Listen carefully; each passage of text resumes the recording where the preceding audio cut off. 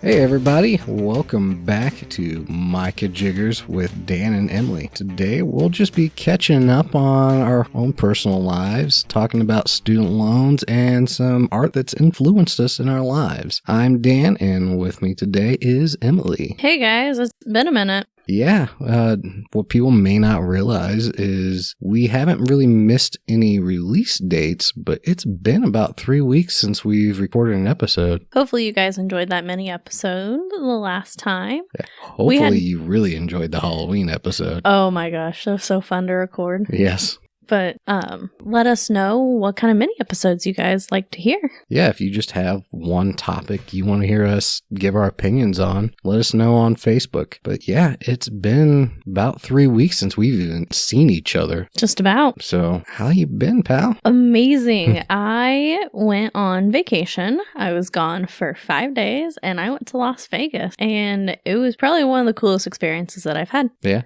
Definitely would love to go back. We went and stayed in downtown, old downtown, and we hoteled on Fremont Street, which was a little weird because it's a party every night there. Okay. Definitely not where I would stay next time, but it was a pretty cool experience. So did you do anything particularly fun while you're in Vegas? So when we were there, we went to the Neon Museum, which was being hosted by Tim Burton for a few months. And so the Neon Museum is all the old neon signs from old downtown, and a lot of them are still working. So like there is a giant Hard Rock Cafe, like it's a 10-foot plus guitar. Yeah.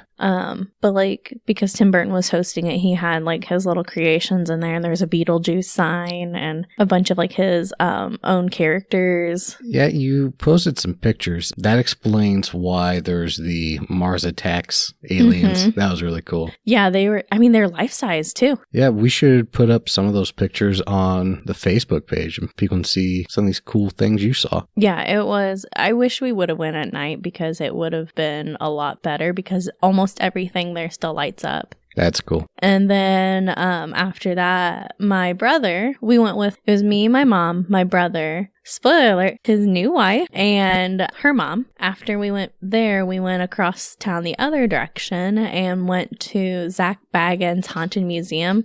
If people are familiar with the Travel Channel show called Ghost Adventures, he has this, I don't know if it was a church or a house, but it was already haunted before. And Luke's wife's name is Jess. Her mom is very perceptive to supernatural. And so she could feel like the energy in the house. My brother is not very perceptive, but he said that he did get some chills down his spine because there's a lot of history packed into this place. That's cool. Is Zach Bagans from Las Vegas? Or? I couldn't tell you where he's from, but yeah, it's wild, they said. And when you leave, you have to buy sage. Okay. Because a lot of the stuff is extremely haunted. And you have to sage yourself after, like, head to toe, chant incantations. You're not welcome here. You do not get to follow me home. Sage head to, like, literally the bottom of your feet. Yeah, for people that may not be into any of this paranormal entertainment, sage is kind of a cleansing herb, they say. It's supposed to help protect you from bad spirits. And even not, sage is always good for like a peace of mind. But then the day before, my brother got married. And he got married in a freaking Taco Bell. Congratulations, Luke. Luke actually worked with Dan before I did at the same place. And so we're all been kind of friends. Yeah. But so you can really get married anywhere. They have drive-through wedding chapels. What? Here's what they need. You know how boat captains can marry people? Yeah. They need to have a fake lake with a ship that goes nowhere and a captain. They'll just marry you. See, there's a hotel there that's called Treasure Island, and they've got 2 big boats that put on shows. Jesus. But, so, it's called Taco Bell Cantina, and it's a Taco Bell restaurant. And upstairs they have a little place you can get married, and it's for friends and family, and they bring in their own justice of the peace. It's about 15 minutes, and then they got shirts, tacos, champagne flutes that had Baja Blast in them, and you can put whatever alcohol in it, and they give you a cake. It is a Cinnabon cake. Ooh. And it's got Cinnabons, like the Cinnabon things, if you're familiar with that, on top of it. It was freaking delicious. Like the cinnamon twists or just... No, like the cinnamon bon holes. Yeah. With the icing inside. Chef kiss. So, there's Scotty, guys. Hopefully, I hope you missed her. Yeah, I usually edit Scotty out of the show, but I think I'll just leave her racket in this week. She's being really active. But other than that, we didn't do too much. I turned $2 to $27. So that was pretty cool. Other than that, we really didn't do too much gambling. We did. Oh, you did that gambling? Yeah. I thought it was like a small miracle. Like, yeah, right. Like magic. the fish and the wine, Jesus multiplied. You just took a couple dollars and multiplied it. Yes. There was a machine. It was like a Monopoly machine. It was really cool. From being at work Monday to coming home Tuesday, I did 64,000 steps. Not bad. The knee held up. Surprisingly. I was going to ask how your kajiggers were. Not good. Definitely by the next Monday, Tuesday, because we walked around everywhere, and that's really all you can do when you're going places. And by the next Monday, Tuesday, my knee was definitely like, get me the fuck home. Yeah. So anything else you want to share about your vacation? That's really all we did. Okay. I didn't really do much on our short little break. It was just kind of nice to get away from the editing. I still did a few podcast related things. People might have noticed some posts on the Facebook page. But yeah, it was nice to just have a break, relax, binge some TV. Do we have any results from the pet contest? Your Star Wars costume won. Oot, oot. I'm calling shenanigans. I want a recount. Okay. But yeah, the Star Wars at costume won the best Halloween pet costume vote. You got any exciting news you've seen the last week? Oh, hell yeah. Okay. My Chemical Romance is coming back for a tour, bitches. I don't know how I feel about that. Emo dream. I guess I'm down with it. It really depends on whether they've cleaned up their looks or not. I give you props on that one. I can't be mad at that. I kind of thought you were going to talk about that, so I've been saving that for about a week. But go on. I don't know how to go on after that one. I'm running the lyrics through my head now, just so you know. Yep. Stuck in my head. Thank you. Yeah, good song, welcome. though. Yeah. But I am so excited, and I hope it's not just... They've posted 3 dates so far, and they're bringing back their original drummer, which is really fucking cool. And they've held it off so long, and they've kept saying, like, no, this is something that we don't want to do. This is not happening. This is not happening. We've got our own projects. Bam, motherfuckers. They're here. So last year, the Black Parade turned 10 years old. And it's such a good song. But go on. That whole album is good. Side note, 3 Cheers for Sweet Revenge is number 1, though. Chef kiss. Anyways, I don't think they'll put an album out, but like I don't want to have doubts in it, but I also don't want to get my hopes up because I'll just be a sad kid again. Crushed dreams. Because last year, like I was saying, was the 10-year of the Black Parade, and they teased something for it, and it was just a re-release. So, like, I don't want to get my hopes up, but like this is awesome that they're coming back for a few shows. Unfortunately, I think they're all in California. Of course. So, we'll see. No love for the Midwest. We will see because Gerard Way has been hugely busy with the Umbrella Academy, and the Umbrella Academy on Netflix it got renewed for a 2nd season, and he just put out another comic for the series. So, I don't know. I really hope, but I don't want to get him too high. Yeah, even if it doesn't turn out and you're a little sad, it's appropriate. Also, you're emo. Yes. You got anything else to say about the My Chemical Romance? MC Army for life. Okay. That's all I've got. All right. You got anything else exciting news? I wouldn't say this is exciting. I'm apprehensive about it. We've already talked several times on the show about how much I love Scream. Mm-hmm. And they had a TV series. It sucked. It had very little, if anything, to do with Scream. They've announced that they've begun preliminary work on a 5th film. If they stay true to the film series, unlike the TV series, I'm all for it if it's good. So far, 2 of the 4 have been good. But if it's bad or they try to do it as a straight up reboot, remake, reimagining, I will beat somebody to death with a shovel. I just have so much love for the original, and the fourth one's pretty decent too. If they screw up that concept, I will just be so pissed. I feel like they should leave it alone. They got lucky with the fourth one being good. Just leave it there. Yeah, I could see that.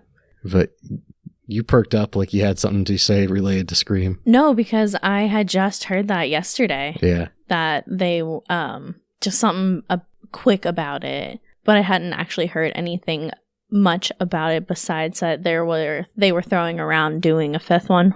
What I hope to God that they don't do is this current trend I've seen in multiple films, most recently with the Halloween franchise, the Terminator franchise, and they've talked about doing it with the Alien franchise, where they throw out several of the preceding films and say they never happened and they just make a direct sequel to the first one or two films. It's the most nonsensical approach to filmmaking that has come up in the last decade, and it needs to stop now. So, kind of like the Blair Witch Project? Yes, it happened. You can't make shitty films and then tell people, hey, forget we made that. But, yeah, I won't talk too much more about that. It's just, it can be good.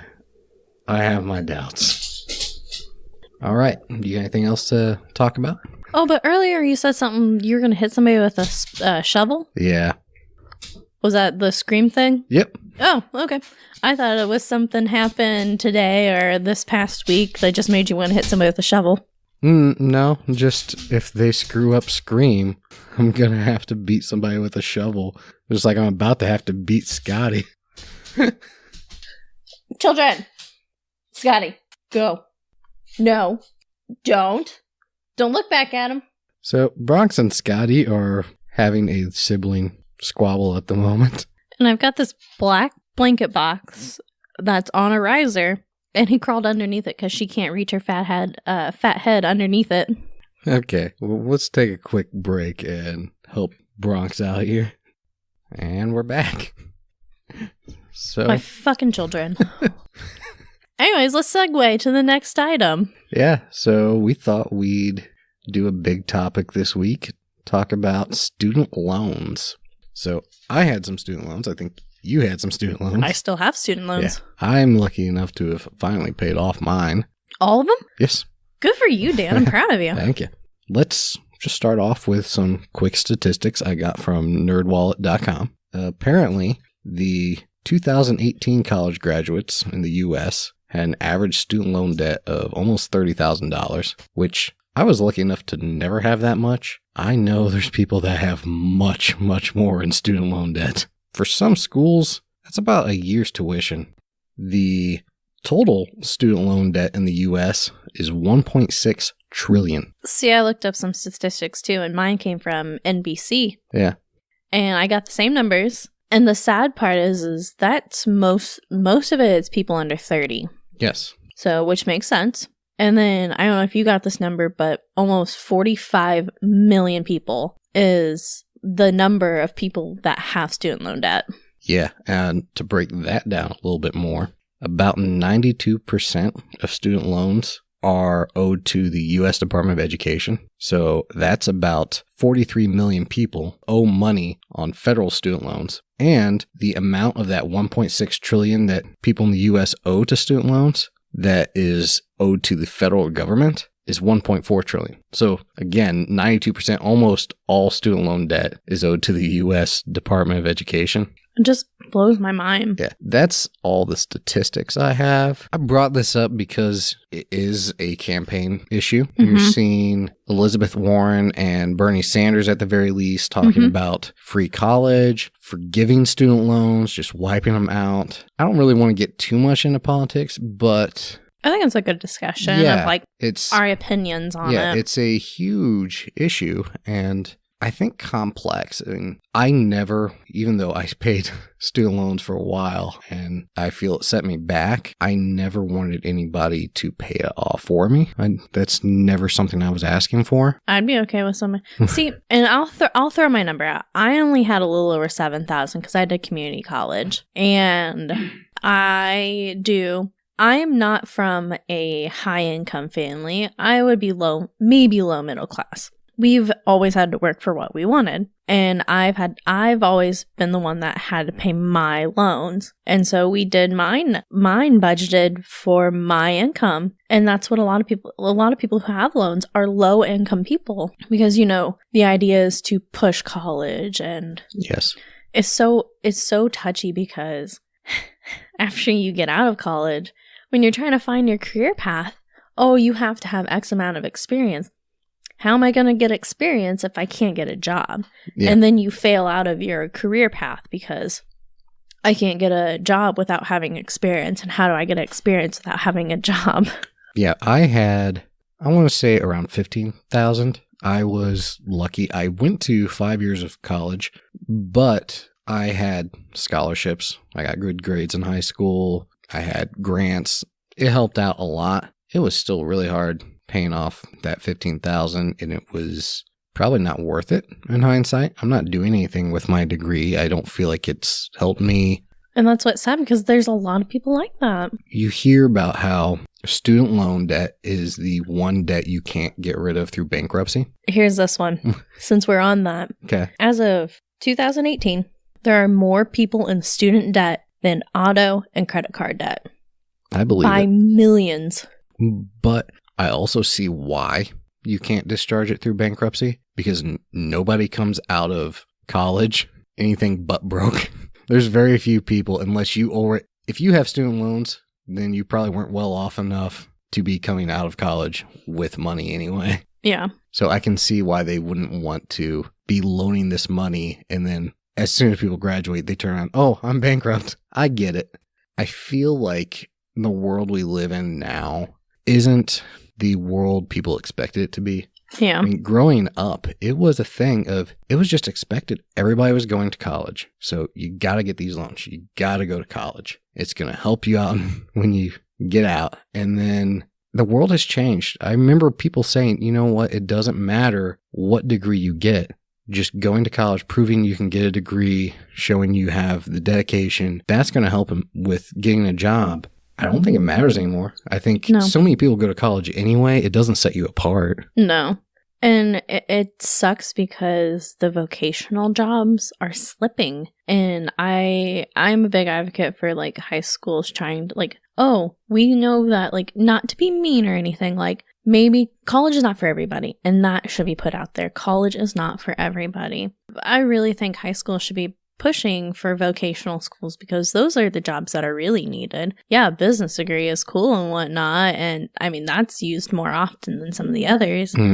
But laborers are what we're lacking on. I mean, they're the people that build things for what we use in everyday life. And you're seeing those become higher paying jobs than what a lot of college graduates are getting. And you get your experience while you're at the school.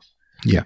And if you're doing well, you can do well later on after leaving. And they're not expensive places either. Yeah. And the sad thing is, I don't know how it was when you were in high school, but I remember growing up, for me, those were the kinds of jobs where you didn't want to end up with those. You went to college so you could get a real job. That's kind of how it was starting to become more appealed to. But it was definitely, you got to go to college. You have to go to college. And for me, college wasn't for me. I'm good at school, but I don't care to go to school. And college was definitely something that, do I want to go back? I might, but I don't plan on it right now. I think our culture has really done a disservice to students. I don't want to blame anybody, because I think I have a worthless degree. I made my own choices. I chose my major. I was stupid. I didn't pick something that was really profitable. But I also think we are doing kids a disservice when we're treating these vocations as something that's for lesser people. When you look at them, you see shows like Dirty Jobs. These are really hardworking people, and it's getting to the point where they're making decent money. We shouldn't look down on those jobs just because, they're not book learning. Wasn't for a while, what's his name? Micro. He is huge, pusher, and like I'm pretty sure he does a lot of funding for all of that too. And I don't know if he still does it now, but I know a few years ago he was really out there, and I remember seeing commercials like, we need people for these jobs. Right. Back to the debt issue itself. How do you feel about just waving a wand and telling people your student loan debts are gone? I mean, somebody's going to have to pay for those. Ideally, it would be great, and I know it's going to take several years. But like, I was sitting there thinking about it, because I was going to ask you this question. Do you think people, government, and universities are scared about this? Because you can see the progress and the quality in schools across the ocean and Europe and all of that, and the Scandinavian countries where there are free colleges that are thriving and there's great education. Do you think it's our capitalistic idea here that might be deterring? Yes, no. I think there's definitely a profit issue in there, but I also think it's a matter of competition. Like we were talking about, we've created this culture where we've conditioned kids to think they have no choice but to go to college. So what incentive do schools have to lower their costs and be competitive in their costs when they know these kids are going to go somewhere? And yeah, most of them probably aren't going to pay for it anyway, but guess what? Uncle Sam will. See, for me, my reasoning for not going to college is because I do not have the money. I work 2 jobs and I cannot afford to go to college. One, because I don't have the time, but 2, because I don't have the money. And if I could get, like, I am a huge pusher for community college because it's 2 years, figure out what you want to do, and it's cheap. But if universities can give better rates and lower costs, it'd be cool if it was for free. But even if they could lower their costs, I would be more inclined to go to school. I'd be more inclined to put in the work and the effort to go somewhere with it. Yeah, I think I don't really want to get too far off track talking about healthcare, but I think it's kind of the same as with the healthcare industry of they know the people coming in aren't the ones that are actually going to end up paying. They know insurance companies are going to be shelling out the money. So there's no incentive for them to be super low on costs or even advertise their costs. In the case of hospitals, they can just start as high as they want and negotiate down from there and still get a really good deal for them. Yeah. Like you, I would like to go back to school too. The cost is one of the huge things deterring me. I would love to go to law school, but the type of law I would want to practice isn't the kind of thing that would make it easy for me to ever pay back those loans. Yeah. We talked about some of the candidates have proposed the free college idea. I definitely would consider going back to school. Well, on a bigger scale, how do you feel about that? Because somebody's paying. It's nothing is free. Part of me is I'm okay with paying a little more if I know that if in theory it will work, that it's going to give back to me somehow. And I would like to see that happen eventually. I think it would definitely push more people into getting higher education. Yes, that's one way it could go. I also think there's plenty of people who would just be Van Wilders. Yeah. There's people who, well, I got that degree. It didn't work out for me. I'm just going to go back. They would just, if nobody was going to cut them off, they would stay in school as long as they could. I definitely think there should be some rules and stipulation because you have to have structure no matter what. But if we could figure out a way to leave it open to be like, can you do this? And then maybe like you need to give it like a 4-year break. And then if this doesn't work out in your favor, maybe come back.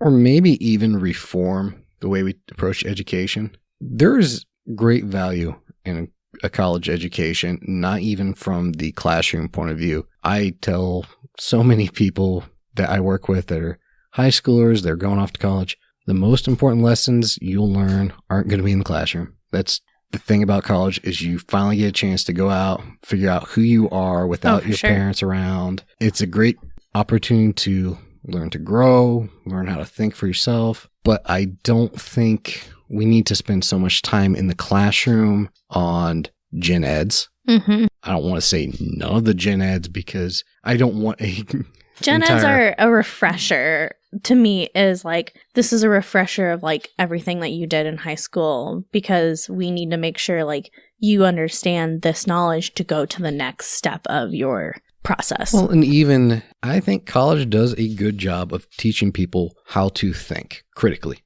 Just look at things from different point of views, get out of the mindset you've been raised in. Mm-hmm. But I really think we can cut down the amount of years that it takes to get a college degree and make it more relevant to the workplace. Two things. I wouldn't have the job that I have now, especially with having my new position, without my degree. Even if it's an associate's, I wouldn't have the position that I have. And two, even though I went to a community college, I loved my college experience. I thought I had an amazing time, even though I drove back and forth because it's not too far away. I loved the freedom that I had. I loved the relaxedness of it. All of my teachers were awesome there, and it helped shape me. I really do think even the 2 years that it did help really shape me. Even though my college degree isn't serving me, I wouldn't be where I am today if I hadn't gone to college. And I don't even mean that professionally. I mean just the way life is. You go different directions, and some things that happen to you after that are good, some are bad. We would not be sitting here doing this recording right now if I had not gone to college here in this town. Yeah. Like you and I, we wouldn't know each other. We wouldn't be friends. The people I've met from going to college, I wouldn't ever trade that, even though I wish I hadn't spent so much money on college. But yeah, I really think we need to work on making the education more relevant to jobs. I was reading an article, which I'll put in the show notes.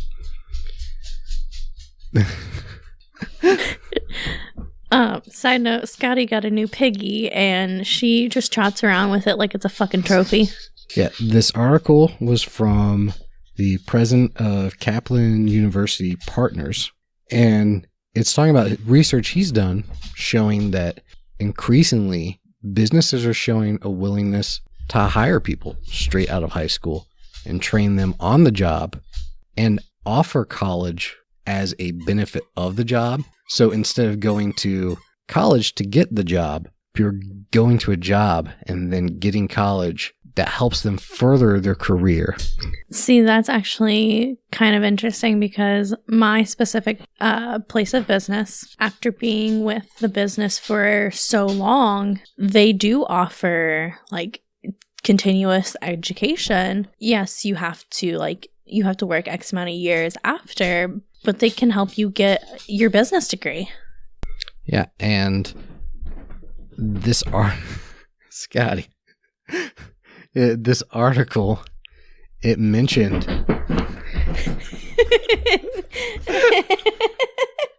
oh God. I guess we need a little comic relief in there. Oh. Yeah, in this article every time it starts off. You good? Anyway, this article mentioned that one of the factors in businesses being willing to do this is that they've seen over the years people coming out of college and they have a lot of classroom experience. They know how to write papers. They can read books. They don't have a lot of practical training relevant to the job. And so they're thinking, well, why do we want to invest in these people when we can get these younger people willing to start out for less pay, which they can because they don't have the debt, and we can invest in them, train them in our way, but also enable them to further their career, get an education, get the certifications necessary. And that's going to inspire loyalty towards our company for them to come back. And even if they don't, there's a better pool of candidates out there in the future for everybody because these people actually have real experience now. And the article was saying he expects this to become a real disruptor in the education field in the next decade because I'd like to see it. Yeah, I would too. It's a great way to get experience in the field before committing to the career path. And that's what I think needs because, like you're saying, people can train the way they want instead of like, oh, you were taught this way in school, but this is how it really needs to be done. And then it makes it harder for somebody, especially at, 26 years old, fresh out, 25, 26, fresh out of college. it's a little harder than an 18-year-old where they're a soft mind.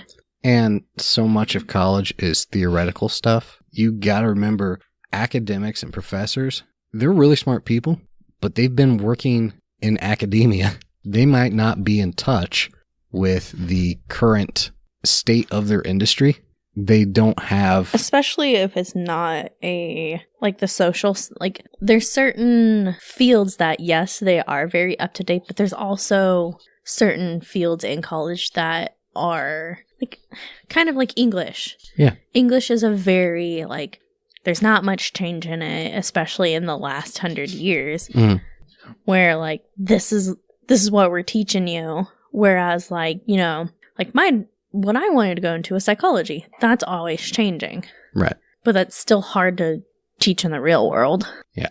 I would like to see education go in this direction rather than the free school for everybody or I'm really not a fan of waving a wand and making everybody's debt disappear. Yeah. I think that does not set a good precedent for the future, either with the people that currently have debt, telling them, hey, you don't have to pay your debts, or the people coming up that are like, well, yeah, I'll take out whatever debts I want because eventually if it gets bad enough, somebody else will pay it off. I at least want to see it be easier to help pay off the student debts, and I would like to see education become a little more affordable. And I know, like I said, it's not going to happen overnight, but maybe in the next 20 years or something, like, see it become easier to get a bachelor's, master's, because it's so hard to even go for your master's. And even in certain fields, you have to have your doctorate. And I'd like to see that become a little bit more open to people getting. Yeah, and that is something I've seen since I went to college and the job market wasn't that great. More and more people, they got their bachelor's and decided, well, I guess I need to go get a master's or a doctorate just to set them apart from everybody. Maybe we need to make it a little tougher to get into college. I don't want to sound elitist, but where I went to college, they didn't have the most stringent filter on who came in. If you could get a loan, you got in. I know a lot of places go by, like, ACT is not so regulated anymore. A lot of colleges are now pushing SAT scores. And that really wasn't seen much in the Midwest as like it was on the coast. ACT scores were what got you into college, because that's what got me into my colleges. And I know people who we have worked with in the past that were going fresh to college. They're like, oh, we have to do our SAT scores now. And that's become more. And there's few colleges that had such low score entries. It was easy to get into them. Yeah, where I went to school, I don't want to name names, embarrass anybody. There was one classmate I had in upper level classes who I felt bad that she was paying for college because she was not intelligent. And I don't mean that as in she was ditzy or anything. She was not all there mentally. She was not equipped to excel at college. I know she had mentioned she'd been in a few different colleges and gotten kicked out, I think, for grades.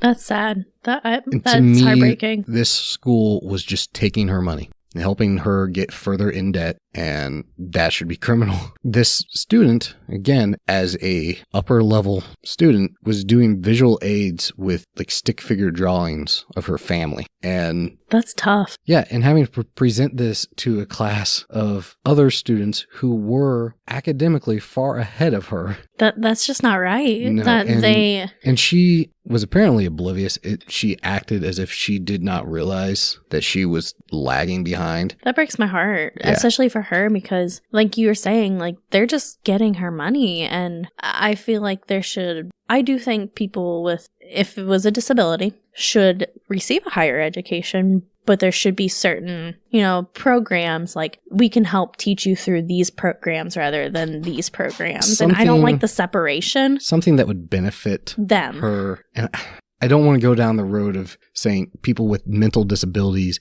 they can only work certain jobs and we should only teach them to do that. At the same time, this girl was putting money into an education that was not going to result in her benefit her needs. Yes, this is not a girl that was ever going to get into any kind of well-paying office job or whatever, this school was stealing her money. That sucks. I've always felt that, and it is a shame. That is. You got anything else to say about student loans, college education? No, but if you guys have anything that you want to discuss with us or put your opinion, let us know on Facebook. We want to hear what you think. So you ready to move on to our next topic? Yeah. So we decided to take a moment and really talk about some things that have been influential to us in our past years and how they shaped us maybe today. It was kind of a broad topic we set for ourselves. Just any form of music, books, movies, TV, just anything. Arts. Yeah, anything that we feel has somehow changed us or influenced us. So why don't you start us off? Okay, so you guys know that I'm emo trash, but in all seriousness, the music that I came into in my late childhood and early teenage years really have made me the person I am today and have opened me to have a broader spectrum of my mind and really have, because, you know, I listen to a lot of very, I don't know how to put it, like, okay, so like Green Day, very political. It's a real band. Yes, thank you. Good job, Dan. Proud of you. But there are bands that talk about real topics, and it has made me, oh, what is this? And I have, you know, deep dived into certain topics and have opened my mind to certain things. And I appreciate everything that these bands have done for me. Okay, my first one is the book version of Stephen King's The Stand. Ooh. That book, I can't say it has really like changed my life, but for anybody who doesn't really know that storyline too well, a super flu wipes out most of the, at least US population. That's the only glimpse of the world you get in the book. And then survivors kind of find themselves drawn to either this good leader or there's a bad leader. And at least in the good area, they start talking about how they're going to rebuild society, and they have to have these deep discussions about what kind of government they're going to have. And somebody's like, well, I mean, we live in the United States. We just keep living by the Constitution. And someone else brings up, well, that system kind of brought us to where we are because the superflu was created by the government. And it raises questions of what kind of government you want. And so I think about that a lot, of just how you could improve things, like how our government works. I have a great passion for just the notion of government and the difficult job that our founding fathers, any founding fathers of any democracy, have of trying to set down a list of rules and a system of government and consider not only what will work, but foresee possible problems that could come out of it down the road. It's something I think about a lot. And yeah, I love that portion of that book, and it helped open my mind to there are other possibilities, maybe good, maybe bad. Every once in a while you hear people talk about revolution. We need to overthrow the government. Everything's shit.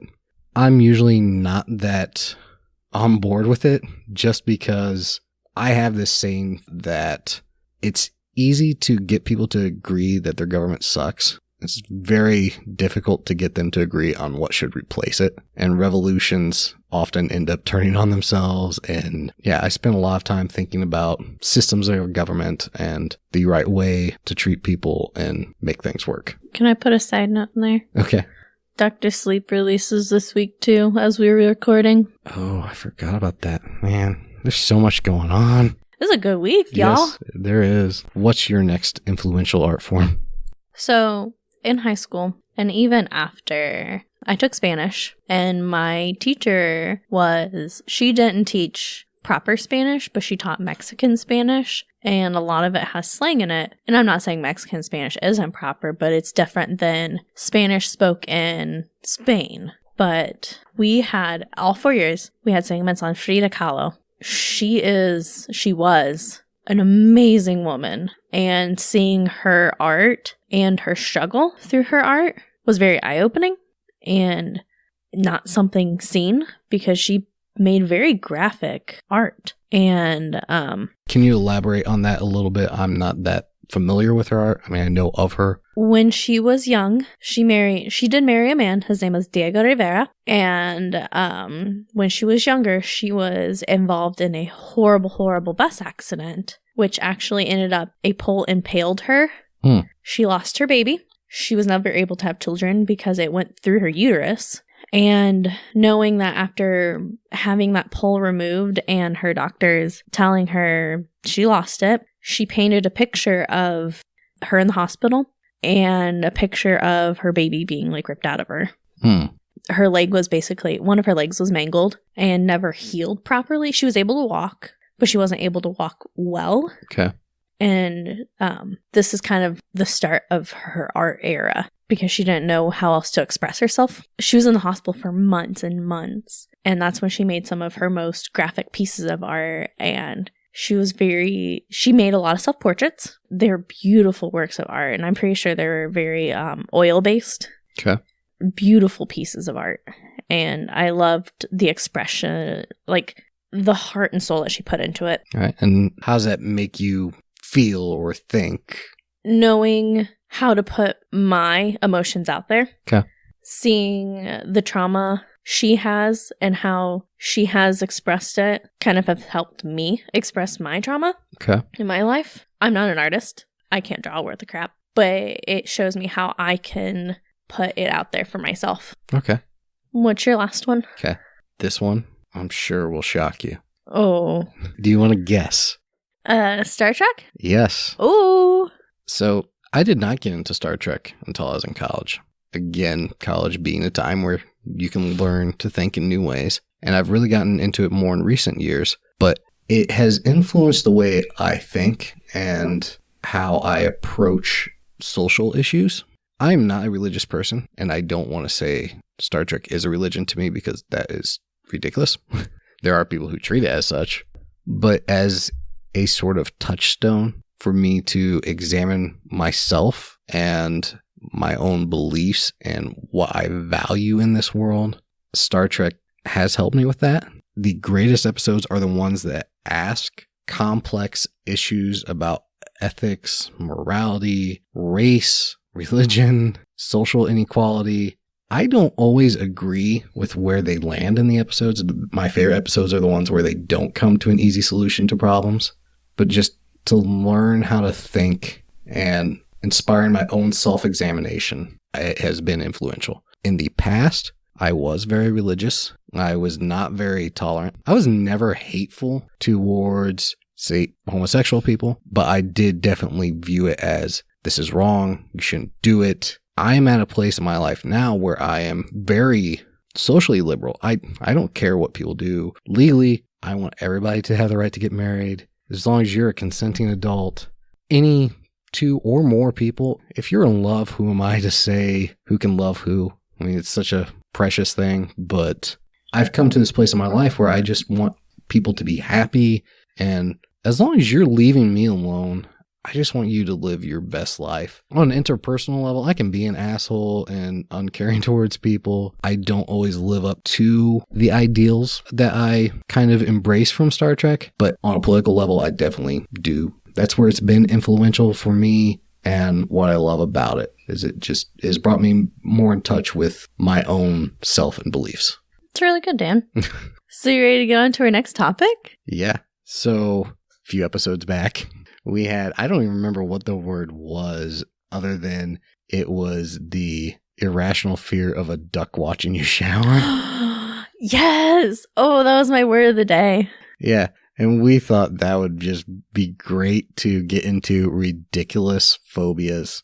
And some of these, the ones I found, I can see elements of where they could be rational fears or uncomfortable things. But when you consider that they're a phobia for people and it just ruins their life, that to me is darkly funny. Mine are not rational at all. Like, there is no rational explanation for probably any of these.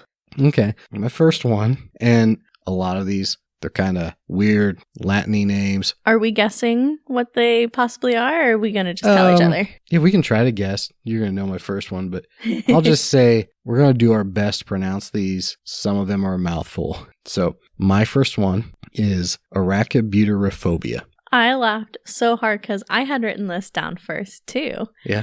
It's the fear of peanut butter.